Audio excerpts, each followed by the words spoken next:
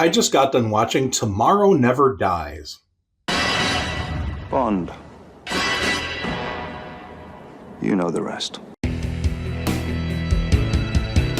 On this channel, I've done reviews of the other Pierce Brosnan James Bond films, and now it's time to get to Tomorrow Never Dies. I saved this one for last on purpose because it's special to me. I saw GoldenEye in the theater. I grew up watching the James Bond movies as a kid.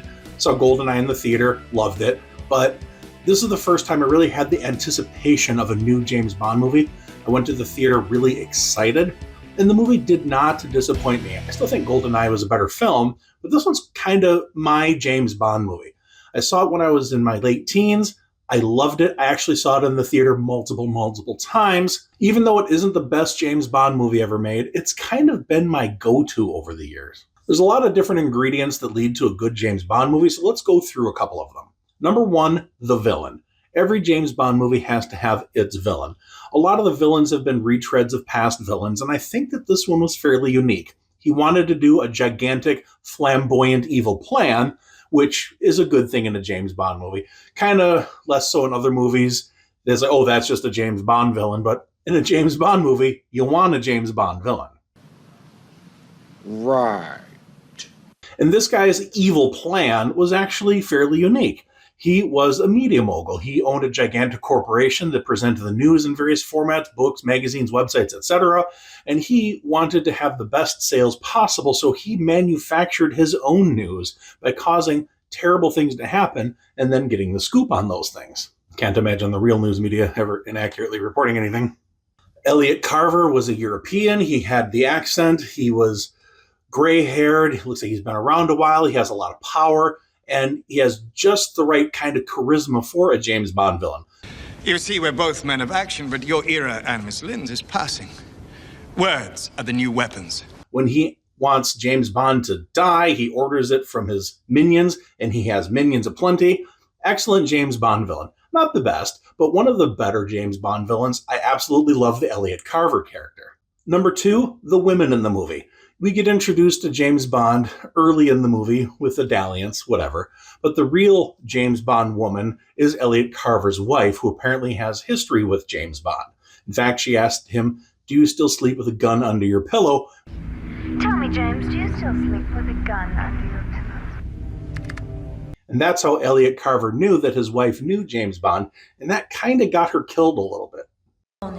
In a hotel suite in that city, in unusual circumstances on which police have refused to elaborate. One of the better scenes in the movie is when she goes to visit James Bond in his hotel room. He's got his tuxedo on, but his neck is loosened. He's sitting there drinking vodka with a pistol next to him. Really, that's one of the most quintessentially looking James Bond moments there is. He's done being suave for the day. He's in his hotel room. He's just enjoying some vodka. Very in character. It seemed like a good character moment. Just the fact that he's sitting there drinking alone next to his gun speaks volumes about what the character actually is. And I think that was a good moment. Number three, in a James Bond movie, you need gadgets and you need a cool car. And this movie delivered on that as well. I really appreciated that Desmond Llewellyn came back as Q. Even though he's starting to look a little old for the part here, he still delivers. He gives James Bond his fancy new car as a rental car agent in an airport, which I thought was rather clever. We're introduced to the gadgets and gizmos built in the car. We get a little bit of witty dialogue between James Bond and Q. Very well done. Very much appreciated.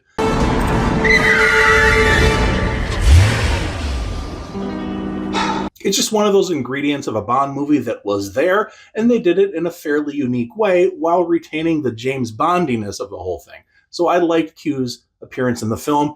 I liked the car. It had a lot of cool gadgets. It had stuff built into it. There's the chase scene where he's got the little remote control for his car and he's crouched down in the back seat while the bad guys are chasing him around the parking garage. I thought that was a really well done scene. It's unique. It's very James Bondy. It's really up with the technology of the time it was filmed anyway. Seemed futuristic for the time, and it still holds up fairly well as an action sequence. I appreciated that. Number four, you have to have good overall action in the movie, and this movie absolutely did that, including with the opening sequence where there's a terrorist arms deal going on and James Bond is there to presumably break up the deal or blow it up or whatever, but it goes awry when an incoming missile strike is going to hit some nuclear bombs, which would be bad apparently. So James Bond steals the airplane that has the nuclear bombs on it and flies away. Really cool scene, really fun intro, ties into the rest of the film, establishes the tone, gives you fun opening music. It feels like a James Bond movie from the first few minutes, and I appreciate that as well. Didn't like the opening credits music as much as some other James Bond songs, but it worked. I prefer the GoldenEye theme. There's been a lot better James Bond songs, but the Tomorrow Never Dies opening sequence was fairly okay. A little bit too 90s CGI. It actually kind of reminds me of the virtual reality environment in the movie Lawnmower Man, which is another Pierce Brosnan movie.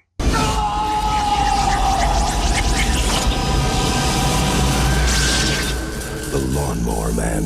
Number 5, the music. This movie gives you the James Bond movie music and then some. GoldenEye was a little bit sparing on the James Bond theme. They sort of hinted at it. You heard it with the drums, bum, bum, bum, bum, bum, but you didn't really get the full throttle James Bond theme, maybe until the tank through St. Petersburg. Even in the opening bit where James Bond walks through the white screen with the gun barrel and shoots at the screen, even that James Bond music in GoldenEye was a little bit more subdued, a little bit more electronic. But in this one, you get the full-throated 1960s feeling James Bond theme.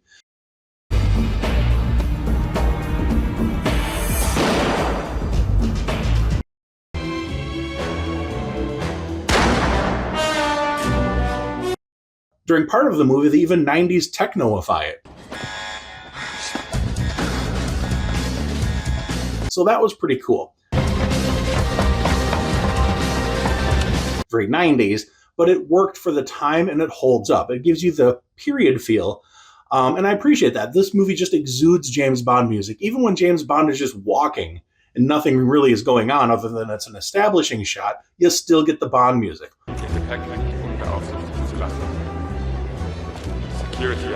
Maybe they used it a little bit too much. That's debatable.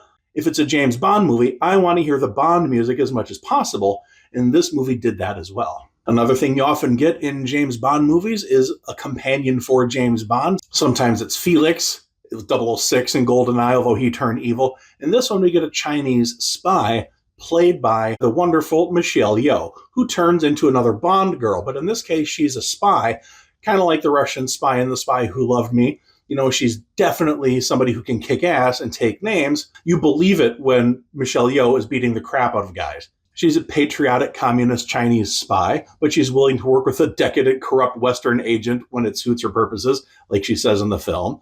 And, there's a little bit of banter there between, the West and the East. But James Bond teaming up with the communist Chinese spy makes sense in the plot of the film because the British and the Chinese are both being manipulated by Elliot Carver, and it's in both of their best interests to find him out and prove that he's the bad guy and take care of him.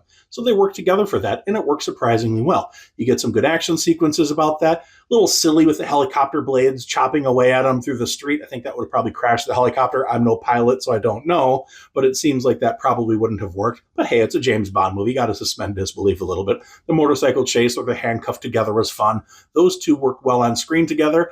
And of course, that would be the final James Bond girl as when the movie's over, they're sitting in the rubble of the blown up boat and they decide that instead of being rescued, they're just going to do the unmentionables. While the British Navy's actually looking for them, they're just kind of, Henchmen are also an ingredient that I like. We get Stamper. The villain often has his top henchman.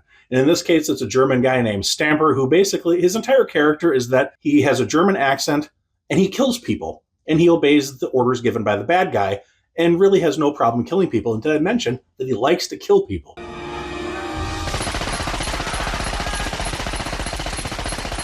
Really, we don't get his backstory. We don't know what his feelings are. We don't know if his childhood was bad or not. All we know is that he's perfectly willing to kill people for the bad guy. And it's great. When he fights James Bond and James Bond kills him, which obviously he's going to, it works in the movie. He's a perfect James Bond bad guy. I still think Odd Job is my favorite secondary villain, but Stamper's a pretty good one too. Every once in a while, when you cook something, you follow the ingredients. Sometimes it turns out better than others, and you can't quite explain why this meal turned out better than this meal, even though you followed the same recipe. This movie didn't quite click in all the places it needed to click in the way some other superior Bond movies did, like the one directly preceding it. GoldenEye was just a superior movie.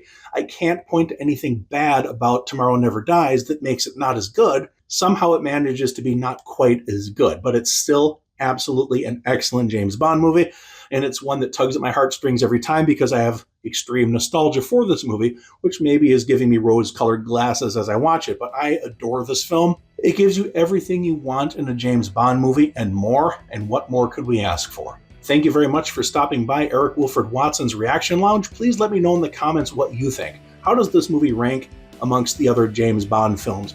Who's your favorite James Bond? Which movie should I do next? Thank you very much. Until next time.